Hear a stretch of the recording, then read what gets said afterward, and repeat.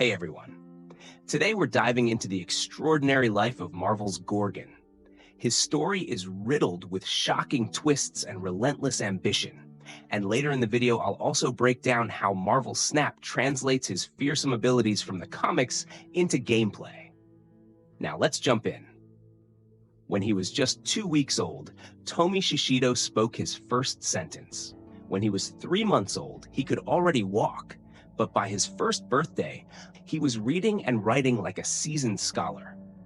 At age 4, he was ranked among the top 5 artists in modern Japan, therefore setting the stage for a life that defied every expectation. At 6, he attempted suicide for the second time while composing his first opera. However, when he turned 13, everything changed. He discovered he was a mutant with the deadly power to turn anyone he made eye contact with into stone. But instead of embracing his gift, he struggled with the burden it brought. The media, sensing the terror and intrigue, dubbed him the Gorgon. But this title came with a price. To cope with his lethal ability, he learned to fight and maneuver through life while blindfolded, therefore relying on his low-level telepathic skills. At the same time, he devised a mathematical formula that irrefutably proved the existence of God. This discovery plunged him into a dark internal conflict. If God existed, then man was nothing more than his slave, therefore igniting an unyielding hatred for the very notion of divinity. As a teenager, the Gorgon formed a mutant death cult called the Dawn of the White Light, but his mission was far from simple. Over 4 years, he subjected Japan to relentless terrorist attacks, therefore leaving chaos in his wake. At 18, he committed an act so brutal, it still haunts the shadows of his legacy. He killed his family and his only real friend to force the attention of the ancient ninja clan known as the Hand. But he did it to prove, beyond any doubt, that he felt no fear. He even petrified one of his victims and kept the body in his apartment in Kobe, a ghastly trophy that symbolized his descent into darkness. Soon after, he was visited by the legendary Hydra agent known as the Kraken. Rather than waging a battle, the Kraken saw potential and provided him with the God-Killer sword. This artifact, forged at the behest of Zeus and Amatsu Mikaboshi during a war between the Olympians and the Amatsu Kami, therefore bestowed upon him the power to kill that which he despised most: gods. But his ambitions did not stop there. Determined to prove his worth, the Gorgon sought out the Hand Sanctuary in rural Japan. But what he did next shocked everyone. He slew all of its guards while blindfolded to demonstrate his extraordinary abilities. He then entered the sanctuary and pledged his allegiance to the Hand's Jonin. But when his loyalty was questioned, he impaled himself with his own sword and begged to be resurrected with his dying breath. Impressed by this fierce commitment, the Hand brought him back from death itself. Therefore, he quickly rose to become one of their most formidable warriors. Within a year, he ascended to the role of High Priest of the Hand and assumed command of the clan, but soon he forged an alliance with Hydra, a move that would escalate his reign of terror even further.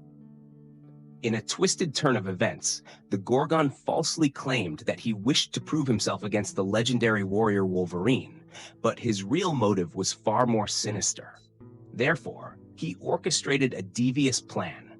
He had the Hand kidnap the son of Ichiro Yashida, the cousin of Wolverine's deceased fiancée, Mariko Yashida. Wolverine, arriving in Japan expecting a righteous confrontation, soon realized it was a trap. He obliterated all of the Hand warriors until only the Gorgon remained. But the battle took a horrifying twist when the Gorgon impaled Wolverine through the chest, declaring that the boy had already been executed. With the help of Hydra leader Baron Strucker, he subjected Wolverine to brainwashing and released his debilitated body in South America so S.H.I.E.L.D. could eventually recover him. But this was only the beginning of their intertwined destinies. As an agent of Hydra, Wolverine later ravaged a helicarrier, but he was opposed by Elektra, a confrontation that would echo through their fates. He even infiltrated the Baxter building to steal technological blueprints from Reed Richards, therefore enabling Hydra to weaponize them to destabilize the global banking industry. Meanwhile, the Gorgon deepened his personal vendettas by starting a controversial relationship with Elsbeth von Strucker, the wife of Baron Strucker. But as Wolverine approached his next target, Daredevil, the Gorgon led his forces to confront Elektra, only to reveal that she was his true target all along. In a fierce battle, the Gorgon succeeded in capturing Elektra and took her to a ceremonial altar for a brainwashing ritual. But the repercussions of this act would ripple far and wide. Determined to reshape the world order, Hydra sent Wolverine on a mission to assassinate the President of the United States by infiltrating the Professor X Institute and using the telepathic machine Cerebra. But the mission failed disastrously. It led to Wolverine falling into S.H.I.E.L.D.'s custody. Yet, after this catastrophic failure, the Gorgon struck back. He eliminated Baron Strucker as part of his wife's elaborate plans, therefore ascending as the new Supreme Hydra. With Hydra, the Hand, and the dawn of the White Light under his command, he assigned Elektra to lead an army of zombie superhuman soldiers to wage war against S.H.I.E.L.D., but his enemies were relentless. Their first strike against S.H.I.E.L.D. was thwarted by a now restored Wolverine, but the Gorgon refused to relent. In another attempt to unleash global terror, he used Reed Richards' studies to have AIM design and build death machines with the sole purpose of obliterating God's creation. But his plans were foiled when it was revealed that Elektra was actually working deep undercover.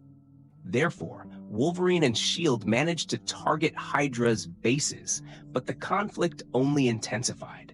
S.H.I.E.L.D. launched a decisive attack that destroyed the Gorgon's safe house in Manhattan, killing Elsbeth von Strucker in the process. However, before the Gorgon could recover, Wolverine intercepted him.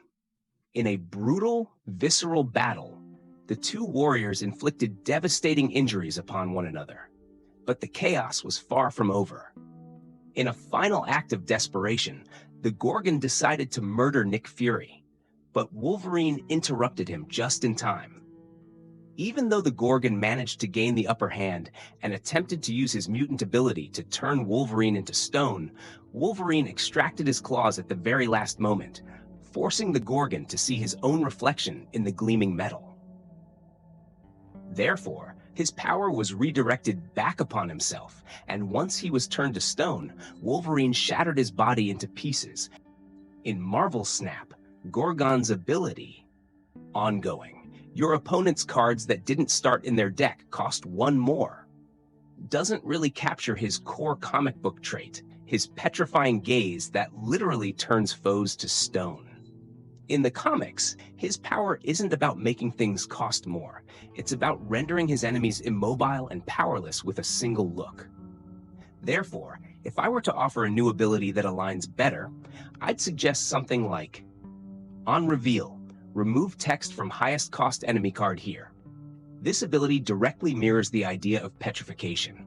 Cards frozen by his gaze lose their full potential, and targeting the highest cost card reflects his desire to kill God. Thank you for taking this epic journey with me. Who do you want me to cover next? Let me know in the comments. Until next time, and remember that power always comes at a price.